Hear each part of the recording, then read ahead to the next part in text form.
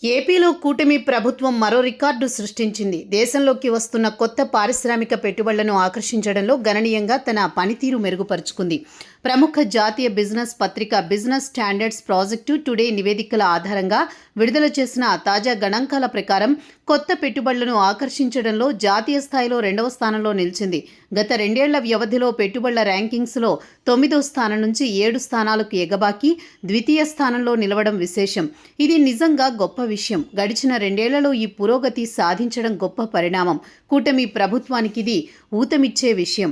YCP 2024 వరకు అధికారంలో ఉంది. ఆ ఏడాది ముగిసిన ఆర్థిక సంవత్సరంలో అంటే 2024 ఏప్రిల్ నాటికి కొత్త పెట్టుబడులను ఆకర్షించడంలో ఏపీ ప్రభుత్వం దేశంలో 9వ స్థానంలో నిలిచింది. ఆ తదుపరి ఏడాది ఆర్థిక సంవత్సరంలో క్రమేపీ పనితీరు మెరుగుపరుచుకుంటూ వచ్చింది. ఇప్పుడు తాజాగా టాప్ 10 జాబితాలో 2వ స్థానంలో నిలవడం విశేషం. పారిశ్రామిక వాతావరణం, ప్రభుత్వ పాలసీల్లో వచ్చిన విప్లవాత్మక మార్పుల వల్లే ఈ గణనీయమైన పురోగతి సాధ్యమైంది.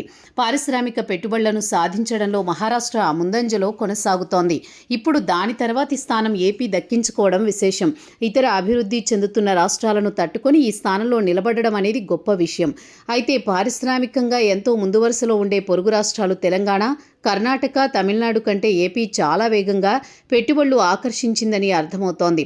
అయితే పెట్టుబడులను ఆకర్షించడంలో మాత్రం ఏపీ సీఎం చంద్రబాబు, మంత్రి లోకేష్ పాత్ర ఉంది. ఒకవైపు ప్రభుత్వాన్ని నడుపుతూనే పెట్టుబడులను ఆకర్షించడం కోసం వీరు చేసే ప్రయత్నాలు అన్నీ ఇన్ని కావు.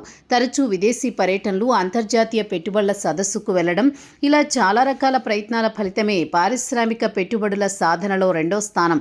రాష్ట్రంలో మౌలిక వస్తువుల కల్పన, ఈజ్ ఆఫ్ డూయింగ్ బిజినెస్, వేగవంతమైన అనుమతులు, సింగిల్ విండో సిస్టమ్ సమర్థవంతంగా పనిచేయడం వల్లే అంతర్జాతీయ, జాతీయ దిగ్గజ సంస్థలు ఏపీలో పెట్టుబడులు పెట్టేందుకు క్యూ కడుతున్నాయి. 9వ స్థానంలో ఉన్న ఏపీని 2వ స్థానంలో నిలపడంలో కూటమి ప్రభుత్వం సక్సెస్ కనిపిస్తోంది. అభివృద్ధి చెందుతున్న రాష్ట్రంగా జాతీయ స్థాయిలో గుర్తింపు లభిస్తోంది.